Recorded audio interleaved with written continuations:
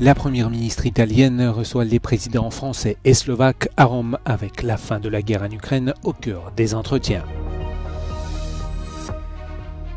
L'Ukraine revendique une nouvelle attaque sur le pont de Crimée, une voie reliant la péninsule annexée par Moscou en 2014 au territoire russe. Des tirs attribués à Israël ont fait au moins 27 morts mardi matin près d'un centre d'aide humanitaire à Rafah. Les Nations Unies dénoncent un crime de guerre. Le social-démocrate José Aguiar Branco a été reconduit au poste de président du Parlement portugais lors de la première session plénière de la nouvelle législature suite aux élections du mois dernier. Le candidat de centre-gauche Lee Jae-myung a remporté l'élection présidentielle en Corée du Sud, obtenant plus de 49% des voix dans un contexte de vives tensions politiques. La première ministre italienne Giorgia Meloni s'est entretenue avec les dirigeants français et slovaques à Rome. La guerre en Ukraine et un accord de paix durable pour le pays étant au cœur de l'ordre du jour. Meloni a d'abord reçu le Premier ministre slovaque Robert Fico, arrivé à sa résidence officielle, le Palais Chigi, mardi en fin d'après-midi. Selon un communiqué du gouvernement, Fico et Meloni ont discuté de leur soutien à la paix en Ukraine et de leur engagement en faveur de la reconstruction du pays. Plus tard mardi, Meloni a accueilli le président français Emmanuel Macron pour des entretiens portant sur l'Ukraine, la situation à Gaza et les relations entre Bruxelles et l'administration Trump. Le gouvernement italien a déclaré que les deux pays partageaient des positions communes sur de nombreux sujets et que les attentes étaient élevées quant à des discussions productives. Mais les opinions des dirigeants ne s'alignaient pas sur tous les points.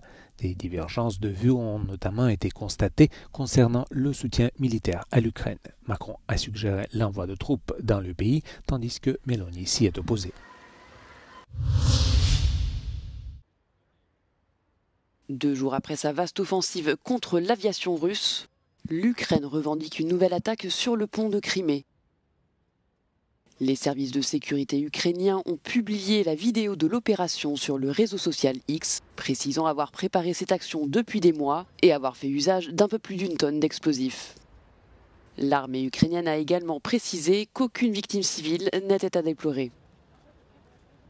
Reliant la péninsule annexée par Moscou en 2014 au territoire russe, le pont de Crimée représente une infrastructure stratégique pour le Kremlin et a déjà été visé à 2 reprises par Kiev en 2022 et 2023.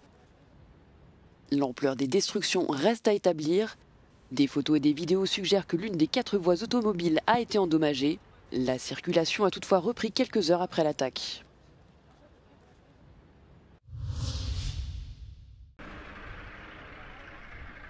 En Ukraine, 4 personnes ont perdu la vie et une vingtaine d'autres ont été blessées dans une attaque russe sur la ville de Soumy, selon les services de sécurité ukrainiens, dont l'enquête préliminaire a révélé l'usage de lance-roquettes à longue portée par Moscou. Un centre médical, plusieurs voitures et des bâtiments résidentiels ont été endommagés par les frappes. Бачимо, тут все посічено, це все більше, воно, мабуть, можливо, навіть до влучання розвивається, тому що шарики, оці всі шрапнелі, вона порозліталася, і там у нас перебита лінія електропередач, пошкоджені вікна здебільшого, автомобілі згоріли. Sur le réseau social X, Volodymyr Zelensky a présenté ses condoléances aux proches des victimes et a réitéré son appel à faire pression sur Moscou par le biais de sanctions. Plus tôt, au cours de la nuit, la Russie a également lancé 112 drones sur l'Ukraine. Les forces ukrainiennes ont abattu 60 des engins, 15 autres ont été neutralisés électroniquement ou ont disparu des radars sans causer de dommages. Dans la région d'Odessa, 5 personnes ont été blessées dans les bombardements. Parallèlement, les services de sécurité ukrainiens ont revendiqué une nouvelle attaque contre le pont de Crimée, menée avec un peu plus d'1 tonne d'explosifs.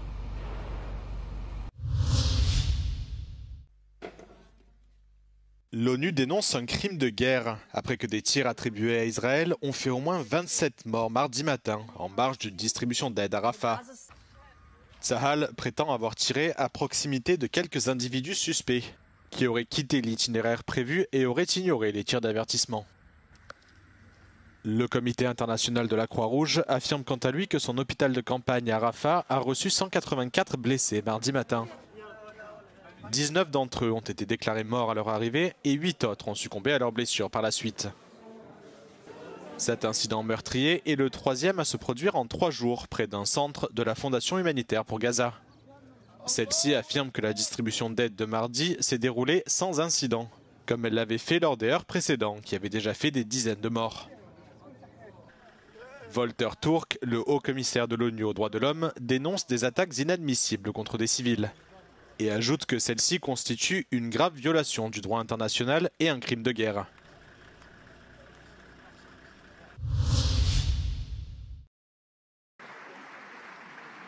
José Aguiar Branco a été réélu président du Parlement portugais mardi, avec 202 voix pour, 25 votes blancs et 3 votes nuls. Le candidat du Parti social-démocrate était seul en lice pour sa réélection. L'année dernière, il n'avait réussi à se faire élire qu'au 4e tour de scrutin, avec 42 voix de moins. José Aguiar Branco a remercié les députés pour leur vote de confiance et a promis de veiller à ce que toutes les forces politiques soient entendues. Sa réélection marque le début de la nouvelle législature portugaise, suite aux élections du mois dernier. La formation de droite modérée du Premier ministre Luís Montenegro était arrivée en tête avec près de 33% des suffrages. Mais le Parti socialiste et la formation d'extrême droite Chega ont tous deux obtenu environ 23% des voix.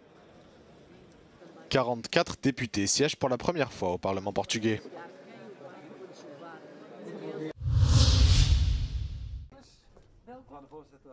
Geert Wilders annonce que son parti pour la liberté, le PVV, s'est retiré de la coalition gouvernementale néerlandaise suite à des différends quant à la politique migratoire du pays. Le leader d'extrême droite avait présenté un plan en 10 points lundi dernier. Celui-ci prévoyait notamment l'arrêt complet de l'asile, la suspension temporaire des regroupements familiaux pour les réfugiés et le renvoi de tous les ressortissants syriens qui se trouvent aux Pays-Bas avec des visas temporaires. Mais ces propositions ont été rejetées par les partenaires de la coalition.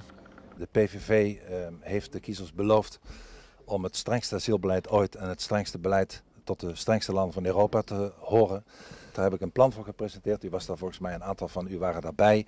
Daar heb ik de handtekening van de coalitiegenoten, voormalig coalitiegenoten moet ik zeggen, onder gevraagd. Althans onder een merendeel van die maatregelen. Dat hebben ze niet gedaan.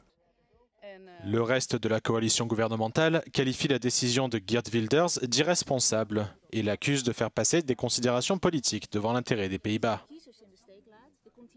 Le PVV est le plus grand parti du Parlement néerlandais depuis les élections de 2023. Suite au retrait du parti de la coalition, le Premier ministre néerlandais Dick Schoof présentera la démission de son gouvernement au roi des Pays-Bas.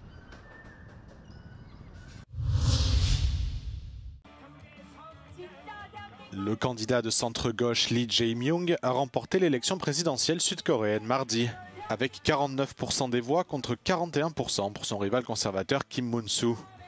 L'élection de Lee Jae-myung met fin à des mois de troubles politiques en Corée du Sud, depuis que l'ancien président Yoon Suk-yeol a tenté d'imposer la loi martiale en décembre dernier. Cet événement retentissant a été au cœur de la campagne présidentielle.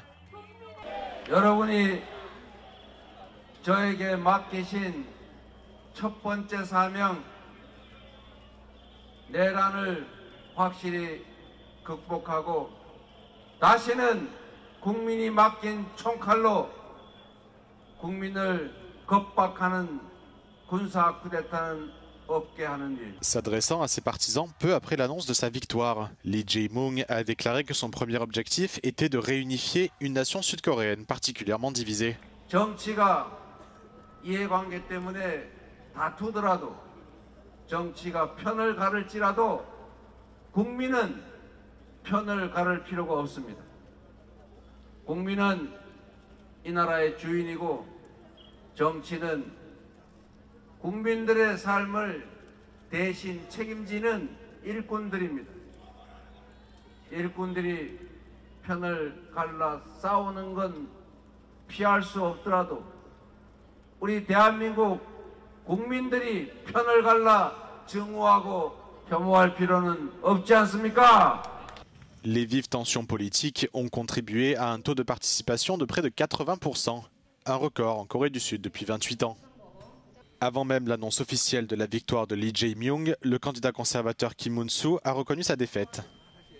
국민의 선택을 겸허하게 받아들이겠습니다. 당선되신 이재명 후보님 축하드립니다. La présidence sud-coréenne étant vacante depuis la destitution de Yoon Suk-yeol, le nouveau dirigeant a été investi immédiatement, sans période de transition. Lee Jae-myung, un ancien ouvrier âgé de 61 ans, devra s'attaquer aux divisions intérieures, mais également faire face à la guerre commerciale engagée par Donald Trump, ainsi qu'aux tensions avec Pyongyang, dont le programme nucléaire progresse rapidement. Au moins 5 personnes tuées et plusieurs autres blessées lors de l'attaque d'un convoi humanitaire dans la région du Darfour au Soudan. Le convoi, composé de 15 camions, transportait de la nourriture et des médicaments qui font défaut dans la région. Il tentait d'atteindre la ville assiégée d'El Fasher lorsqu'il a été pris pour cible près de Koma, une ville contrôlée par les forces de soutien rapide.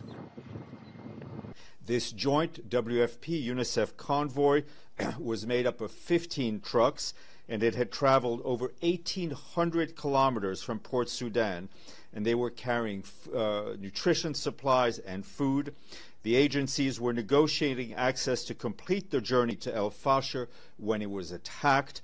The route that the convoy was going to take was shared in advance with the parties on the ground who were notified and aware of the location of the trucks. Au cours de ce point presse, le représentant de l'ONU a aussi déclaré que toutes les personnes tuées ou blessées étaient des Soudanais travaillant pour le Programme alimentaire mondial et l'UNICEF.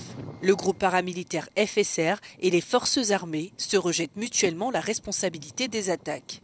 Toutefois, des groupes indépendants qui ont suivi les combats à El Fasher et dans ses environs ont imputé l'attaque aux forces de soutien rapide, les accusant d'avoir trompé l'opinion et de s'être soustraits à leur obligation de rendre des comptes. Pour rappel, depuis avril 2023, le Soudan est plongé dans une guerre causée par les tensions entre l'armée et les forces de soutien rapide.